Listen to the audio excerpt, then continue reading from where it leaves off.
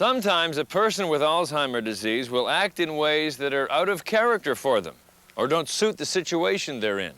They might repeat themselves over and over or pace endlessly around a room. They might wander away from the security of their home.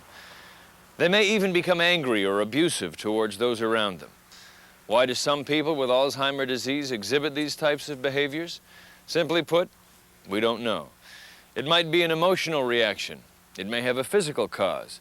What we do know is that these behaviors are a result of the disease and not the person.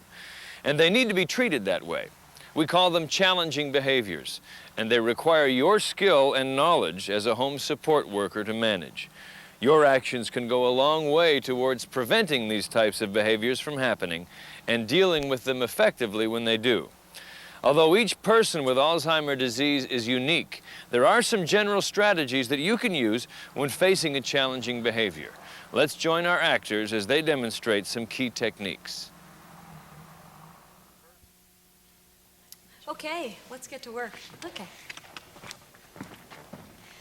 In this module of the program, we're going to show you some challenging behaviors and ask you to use your experience and knowledge to problem solve. Being able to problem solve is an important skill to learn as a home support worker. First, you've got to define the behavior. What is happening? How often does it occur? And where does it occur most? Then look at what happened just before your client showed this challenging behavior. Does anything seem to trigger the problem? Look for clues, remembering that you might not always be able to find any. Look at the consequence of the behavior. What happened right after your client showed the challenging behavior? What might have rewarded or reinforced it? Once you've defined the problem, look for ways that you can change it. In other words, look for solutions. Remember, your solutions must meet the person's needs. Think of as many possible actions as you can that may help resolve the problem. Lastly, decide on a solution. Try it out. If your solution doesn't work, choose another one. Okay, let's put this into practice. Each of the following 3 role plays will demonstrate a type of challenging behavior. After each one, use what you've learned about problem solving to come up with possible solutions. Then, we'll show you some of the solutions that we learned about. What we show you here may not work in all situations, because every person you care for is different.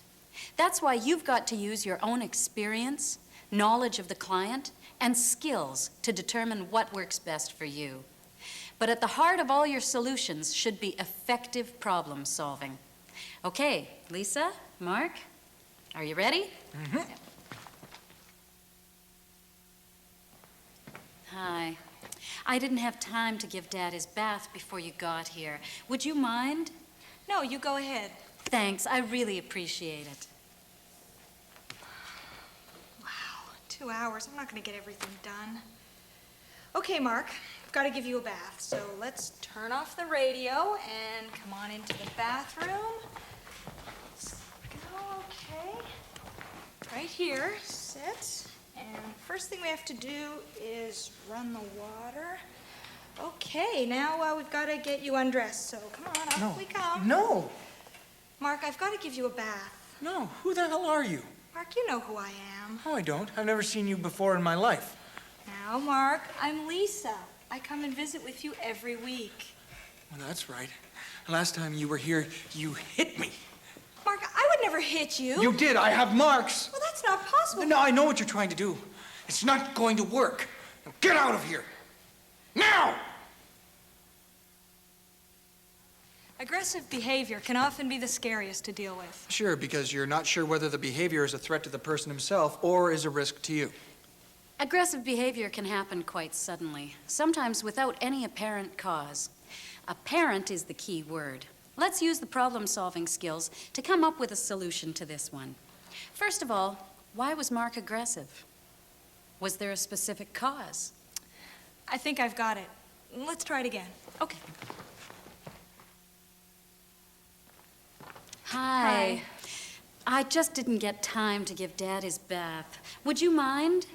No, go ahead. Thank you very much. I appreciate it. Okay, Mark, we've got to give you a bath. Why don't we leave the radio on and let's go into the bathroom. Would you come with me? Come on. Okay, right in here to the bathroom. Okay. Now, the first thing we need to do is run the water. Can you turn on the taps for me? Good. Okay. That's great. Okay, now we need to get you undressed. Can you pull that t-shirt up over your head? Who are you? I don't know you. Mark, I'm Lisa. I come here every week to visit with you. Mark, do you like singing? No. Do you like music, Mark? Yes? Good. You know what? I'm going to sing a song, and if you know the words, you can join in, okay? Okay. Right. Just like a sister and a brother, wieners and beans, they need each other, and you can mix them both in peace and harmony. Just like a sister and a brother. Oh, Mark, you're a much better singer than I am. I love that song. Okay, so the problem was Mark didn't want to take a bath. Right. But why? First of all, I was startled by Lisa's initial approach, and that created some anxiety. So I approached Mark differently the second time. I put aside my concerns about getting everything else done and concentrated on this one task, getting Mark into the bath. I was also confused about who Lisa was. But even when she explained to you who she was and why she was there, you were still upset. That's why I looked at alternative solutions. In this case, I chose to distract him. I got him to help me turn on the bath, and I knew that he liked music, so I used singing to keep him occupied while I got him undressed. When facing aggressive behavior, try not to draw attention to the behavior itself. Instead, concentrate on finding a distraction, anything that will switch his focus and occupy him. Chances are he'll soon forget why he was angry in the first place. Okay, let's have a look at problem solving with another challenging behavior. Lisa, would you like some of these? My clothes are all wet. Don't be silly. How could your clothes be wet? It's perfectly sunny out there today. They're wet. Let me feel. No, they're not. They're dry. Come on, we'll pay for this stuff, and then we'll go, okay? No, I've got to change. I've got to get out of my wet Lisa, what are you clothes. doing? No, all wet.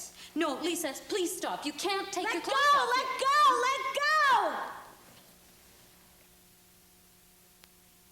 That situation got quickly out of control. I'm not sure what I would have done differently. Well, inappropriate behavior can sometimes be a response to the environment they're in. In this case, the grocery store on a hot day. Yeah, but what would make you think your clothes were wet? Give it a minute. I think I've got it. Let's do this one more time. Okay.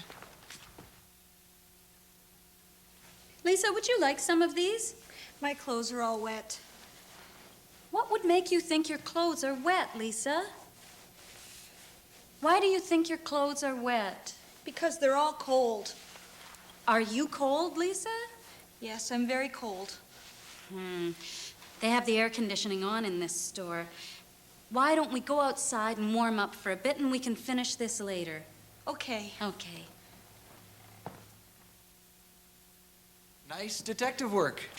I just watched her body language. She looked cold, but expressed it as her clothes were wet. And you were patient, giving her time to respond. Once you recognized the problem, you could come up with a solution that would diffuse the situation. You got it. Okay, the last role play we're going to do looks at one of the biggest trials you'll face as a home support worker: repetitive behavior. It can be irritating to watch. And so often seems to be beyond your control to stop it. Let's take a look.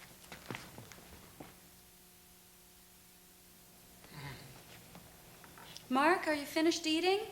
Yes. Would you like to put your plate over here by the sink?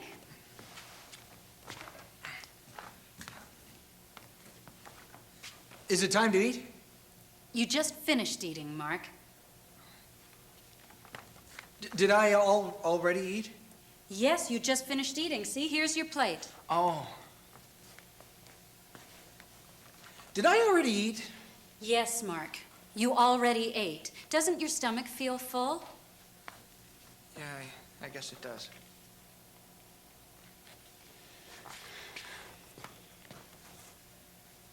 I'm hungry.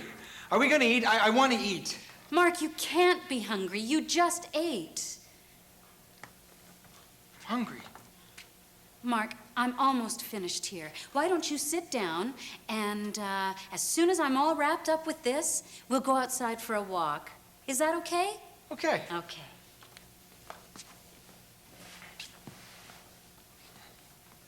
I'm hungry. Are we gonna eat? I give up. Nothing seems to work. That is a tough one.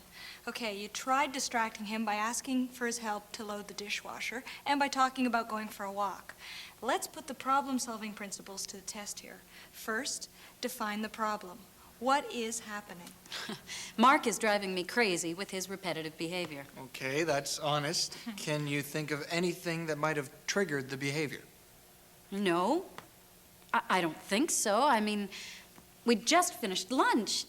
He couldn't still be hungry, could he? What do you think? I think we'll give this one another try. Are you just about finished eating, Mark? Yes. Would you like to put your plate over here by the sink? Good. Is it time to eat? You just finished eating, Mark. Did I already eat? Yes, you did. Here's your plate. Oh.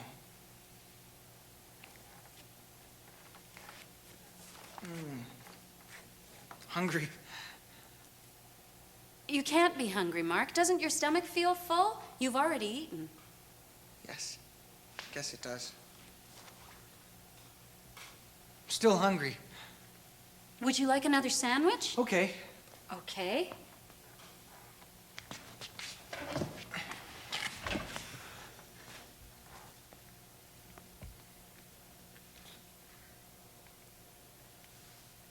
Is that all you want?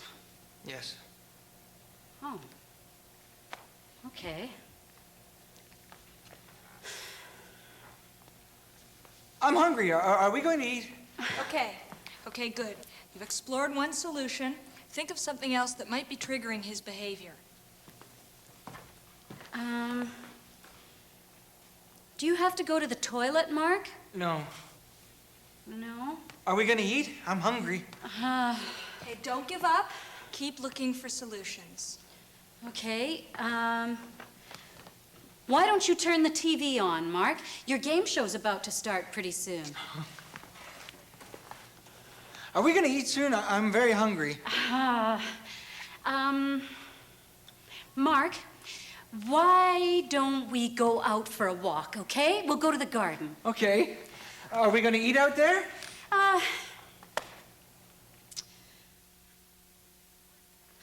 This isn't working. And that's going to happen. Sometimes there is no answer. You tried some great solutions. Unfortunately, they didn't change the behavior. So what should I do? Well, you might try talking with Mark's principal caregiver. Mark may be trying to tell you something altogether different from wanting to eat, and Mark's caregiver may be able to tell you that. What if that doesn't work?